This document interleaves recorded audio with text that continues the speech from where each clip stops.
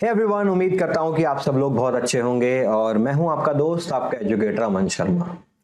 UPSC EPFO 2023 का जो examination होने वाला है उससे रिलेटेड काफ़ी सारा हैवॉक पूरे यूट्यूब पे ऑलरेडी मचा हुआ है और उसका कारण है एक नोटिफिकेशन जो कि लीक हो गया है।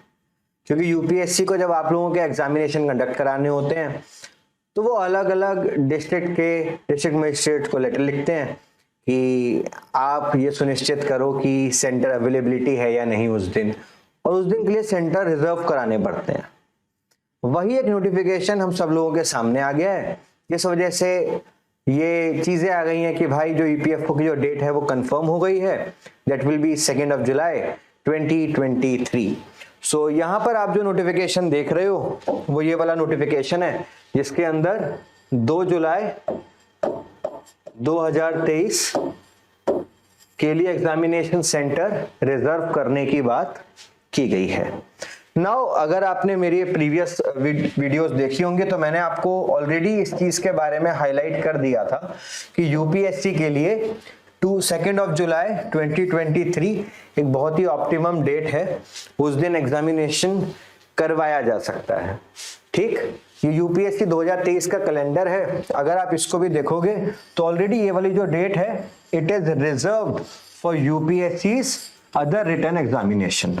नाउ क्या ये मान लिया जाए कि इस दिन एग्जामिनेशन पक्का कंडक्ट होगा? तो पूरी तरीके से कंफर्मेशन आप अभी भी नहीं कह सकते हो जब तक कि यूपीएससी का फाइनल नोटिफिकेशन आप लोगों के सामने ना आ जाए। ठीक, तो स्पेकुलेशंस तो हर जगह लगाई जाती हैं, स्पेकुलेशन लगाना ठीक भी है और कभी कभार वो एक सुसाइडल अटेम्प्ट भी हो जाता है। ठीक, मतलब अपने आप को ही खतरे में डालने वाली चीज हो जाती है। तो ये आपको ध्यान रखना है कि 2 जुलाई के हिसाब से आप प्रिपरेशन स्टार्ट डेफिनेटली कर दो। मैंने आपको वैसे भी बोला था कि नियर बाय इसके अलावा यूपीएससी के कैलेंडर में कोई और रिटर्न रिजर्व्ड डेट नहीं है। इसके बाद जो एक रिजर्व डेट आती है वो आती है आपकी 20 अगस्त। ठीक है, 20 अगस्त की डेट आती है। 20 अगस्त के बाद अगर आप जाते हो तो सीधा आपको अक्टूबर की डेट मिलती है, दैट इज 8 अक्टूबर 2022। तो ऑलरेडी हमारे पास ये तीनों डेट थी। ठीक, अब प्रिपरेशन आप लोग पहले भी, जैसे मैंने आपके साथ पहले डिस्कस किया था, 2 जुलाई के हिसाब से प्रिपरेशन स्टार्ट कर रहे थे। मैं तब तक इस डेट को कंफर्म डेट नहीं बोलूंगा जब तक यूपीएससी का ऑफिशियल नोटिफिकेशन नहीं आ जाता। द रीजन बिहाइंड कि भाई साहब ये डेट चेंज भी हो सकती है, यू नेवर नो क्या सिचुएशन हो। मान लो यूपीएससी ने इस दिन एग्जामिनेशन कराने के लिए हर एक जगह पर लेटर भेजे हो, बहुत सारी स्टेट्स ने सही रिप्लाई ना किया, उन्होंने बोला हो कि नहीं भाई हमारे अवेलेबिलिटी नहीं है, सेंटर की अवेलेबिलिटी नहीं हो पाएगी, कोई एग्जाम उस दिन, और भी तो बहुत सारे एग्जाम कंडक्ट हो रहे होंगे, कोई और एग्जाम है या कोई और स्थिति बन जाए। तो इसीलिए डेट कंफर्मेशन में डेफिनेटली नहीं बोलूंगा कि भाई डेट कंफर्म हो गई है। डेट की स्पेकुलेशन लगाई जा रही है कि वो 2 जुलाई को हो सकता है। हाँ, आप अपनी प्रिपरेशन को इस डेट के हिसाब से करना स्टार्ट कर दो। ठीक है, थोड़ा सा टाइम लूंगा, आपको प्रिपरेशन के बारे में चीजें बता दूंगा। एक चीज, ईओएओ और एपीएफसी दोनों का एग्जाम अलग अलग होगा। मैंने प्रीवियस जब नोटिफिकेशन आपके साथ डिस्कस किया था तब भी मैंने आपको बता दिया था। ईओएओ के अंदर ये वाला आपका सिलेबस है। ठीक, सिमिलरली एपीएफसी के अंदर आपका ये वाला सिलेबस है। ठीक, दोनों के सिलेबस आप सब लोगों को पता है। गाइस, यहां पर एक काम करते हैं, एक चीज आपको समझनी पड़ेगी कि यूपीएससी के ईपीएफओ एग्जामिनेशन के अंदर हर एक सवाल 2.5 मार्क्स का होगा।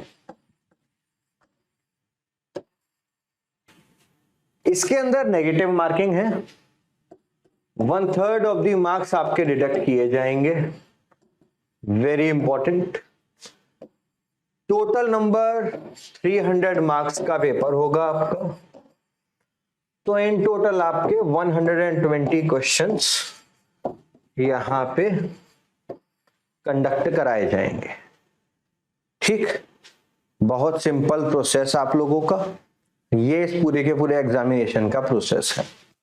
अब अगर मैं इस पूरे एग्जामिनेशन को 3 वर्टिकल में डिवाइड कर दूं, एक जिसके अंदर आपका क्वांट, जनरल इंग्लिश और आपकी रीजनिंग के सवाल आएंगे, इसके ऑन एन अप्रॉक्स 40 के आसपास क्वेश्चंस आपको देखने को मिलेंगे। 40 के आसपास सवाल इस वाले पोर्शन से आएंगे। ऑल्दो सवाल किस प्रोपोर्शन में आएंगे ये यूपीएससी अपने हिसाब ही डिवाइड करके हम प्रीवियस ईयर क्वेश्चन के हिसाब से देख रहे हैं। यहां पर जो जनरल स्टडीज का जो आप लोगों का पोर्शन होगा उसके अंदर उन्होंने अप्रोक्स आपके 45 क्वेश्चंस आएंगे। ठीक, 40 प्लस 45 कितने हो गए आपके लिए 85 क्वेश्चंस का ये ऑलरेडी पूरा बन गया है। बचे कितने आपके सवाल, आपके पास 35 क्वेश्चंस बचे हैं। वो किसके आएंगे, वो आएंगे आपके ईपीएफओ स्पेसिफिक कुछ चीजें हैं, जैसे आपका general accounting principles, labour laws, industrial relation और इंश्योरेंस वाला आपका पोर्शन हो गया, social security in India portion हो गया। ठीक, इस वाले पोर्शन से आपके लगभग 35 क्वेश्चंस आएंगे। अब आपको ये ध्यान देना है कि मैक्सिमम यहाँ पे जितने भी बच्चे एग्जामिनेशन देंगे, ये वाले दोनों जो पोर्शन है ना, ये सारे एग्जामिनेशन के अंदर कॉमन होते हैं। जो यूपीएससी सिविल सर्विसेज एग्जामिनेशन की तैयारी कर रहे हैं बच्चे, वो क्वांट के ऊपर इस बार थोड़ा ज्यादा ध्यान देंगे अगर इस एग्जामिनेशन को आपको क्रैक करना है, बिकॉज सीसेट में आप लोग पढ़ते हो और उसमें आप इग्नोर कर देते हो, बिकॉज आप जानते हो कि वो सिर्फ क्वालिफाइंग इन नेचर होगा, तो आप उसी हिसाब से इसके अंदर वर्क करते हो। पर यहाँ पर क्वालिफाइंग नेचर नहीं है, आपके मार्क्स एड ऑन होंगे, तो आपको इसके ऊपर फोकस करके काम करना है। जनरल स्टडीज आप सिविल सर्विसेज के लिए ऑलरेडी तैयारी कर रहे हो, तो इसकी जो तैयारी है वो प्रीलिम्स की तैयारी के साथ ही आप लोग अमलगेट कर सकते हो, मिला सकते हो। ठीक, जो बच्चे अभी फ्रेश स्टार्ट कर रहे हैं, जनरल स्टडीज के ऊपर जो आपके बेसिक सब्जेक्ट्स हैं, चाहे वो पॉलिटी है, हिस्ट्री है, साइंस है, उन सब चीजों के ऊपर ध्यान देना स्टार्ट करो। धीरे धीरे कवर हो जाएगा। करंट अफेयर्स भी जनरल स्टडीज के ही पार्ट के अंदर मैंने लिख दिया है, तो जो डेली न्यूज़पेपर चल रहे हैं, ट्रेंड पढ़ रहे हो, उन चीजों को धीरे धीरे कवर करते चले जाओ। क्वांट के लिए बेसिक क्वांट आप लोगों को कवर अप करनी है, profit and loss, pipe and system, interest, permutation, combinations, ratios, ये वाली जितनी भी चीजें हैं वो आपको पता होनी चाहिए।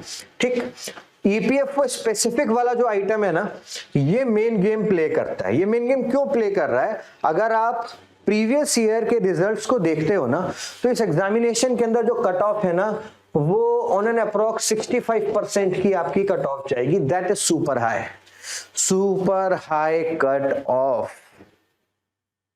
Super high cut off.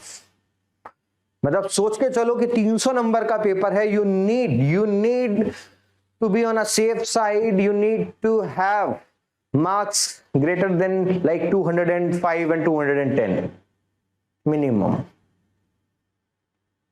ठीक, तो इतने मार्क्स अगर आपके होंगे तो you will be on the safe side. 200 number तो भाई साहब चाहिए ही चाहिए।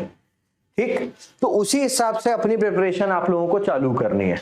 अब आगे स्पेसिफिक स्ट्रेटेजी क्या होनी चाहिए कि इस दिन क्या कवर करना है, कितने समय पे कवर करना है, वो मैं अपनी अगली वीडियोस में आप लोगों को कवर अप करा दूंगा। बाकी ईपीएफओ स्पेसिफिक के लिए मेरी जो बुक है दैट इज ऑलरेडी लाइव, आप सब लोग बहुत प्यार दे रहे हो, it have become one of the best seller on Amazon, so buy कर सकते हो। लिंक में लिंक जो है वो डिस्क्रिप्शन में मैंने आप लोगों के लिए डाल दिया है।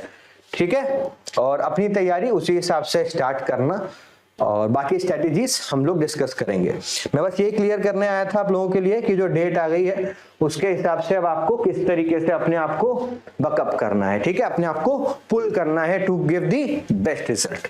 ठीक है, thank you for watching my video. Do not forget to like and subscribe to this channel. और जनरल अकाउंटिंग प्रिंसिपल्स की क्लास स्टार्ट हो गई है ऑलरेडी, हम लोग 2 लेक्चर कवर अप कर चुके हैं। सोशल सिक्योरिटीज की भी आपकी क्लास स्टार्ट हो गई है, 3 लेक्चर हो गए हैं। रेगुलर जुड़े रहिए, आपकी सारे सिलेबस इसी चैनल पे पूरा हो जाएगा। This channel is specifically designed for EPFO exam. Thank you.